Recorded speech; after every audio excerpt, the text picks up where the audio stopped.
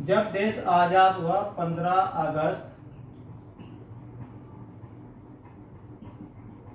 1947 को, तो एक वकील बुलाए गए, उनका नाम था सर सिरिल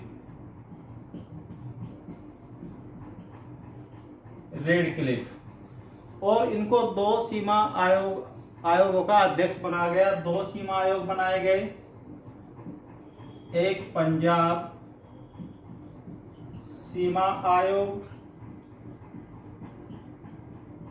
और दूसरा बनाया गया था बंगाल सीमा आयोग। और ये दोनों के दोनों आयोग क्या थे? अध्यक्ष थे, चीफ। तो 15 अगस्त 1947 को देश जब आजाद होने की खुशी मना रहा, तो उसके 2 दिन बाद एक त्रासदी भारत के सामने आई।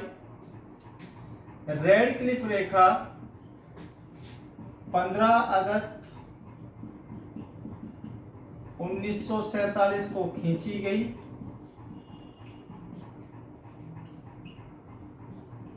लेकिन इसको जो प्रकाशित किया गया 17 अगस्त 1947 को ये प्रकाशित की गई। भारत और पाकिस्तान को बता दिया गया कि आपका एरिया कहां तक है, कितना हिस्सा भारत का है, कितना हिस्सा पाकिस्तान का है। तो यही वो जो राइट्स हुए हैं, जो सामुदायिक और धर्म के आधार पर जो दंगे सबसे बड़े हुए भारत देश में, वो 17 अगस्त 1947 को शुरू किए गए। जैसे ही रेडक्लिफ रेखा को प्रकाशित किया गया, लोगों के सामने रखा गया एक प्रिंट में के रूप में, तो लोगों के अंदर जो है हिंसा भड़क गई और उसमें बहुत सारे लाखों लोगों को उसमें अपनी जान से हाथ धोना पड़ा।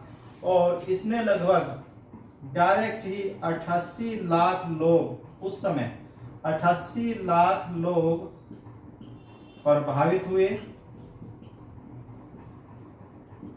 और इसका सामना इनके क्या से? हिंसा से हुआ, पलायन से हुआ, और साथ ही साथ अपनी जमीन और जायदाद भी लोगों को छोड़ के भागना पड़ा, क्योंकि पहले जान बचानी है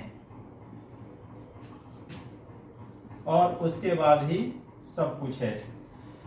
अब इसने लगभग 1,75,000 मील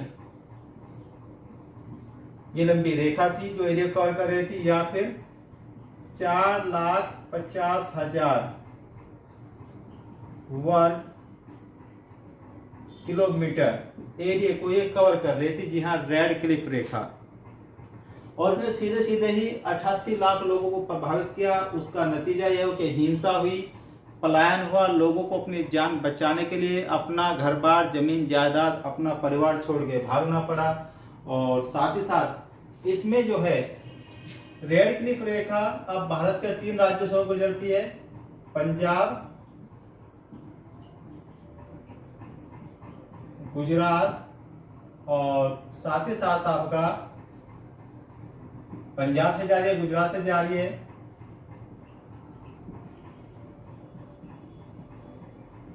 जम्मू कश्मीर,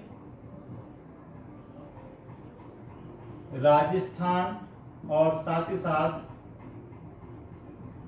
लद्दाख, जिसमें 2 ये स्टेट आपके केंद्र शासित प्रदेश हैं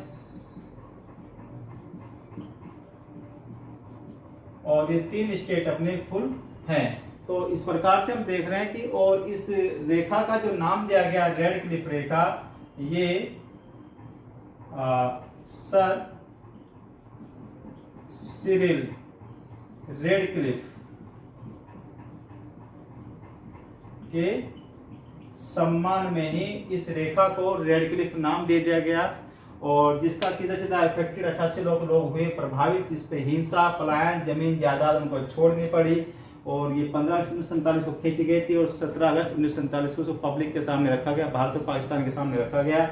और उसी समय धार्मिक आधार पर एक बड़ी हिंसा भारत और पाकिस्तान के सामने है, जिसमें लाखों लोग मारे गए और लाखों इससे ज़्यादा घायल हुए, उनको अपनी जमीन जायदाद भी छोड़नी पड़ी। तो आज ये बात है रेड क्लिफ रेखा की। और वर्तमान में जो बांग्लादेश और भारत के बीच जो लाइन है उसको भी रेड क्लिफ रेखा ही कहते हैं।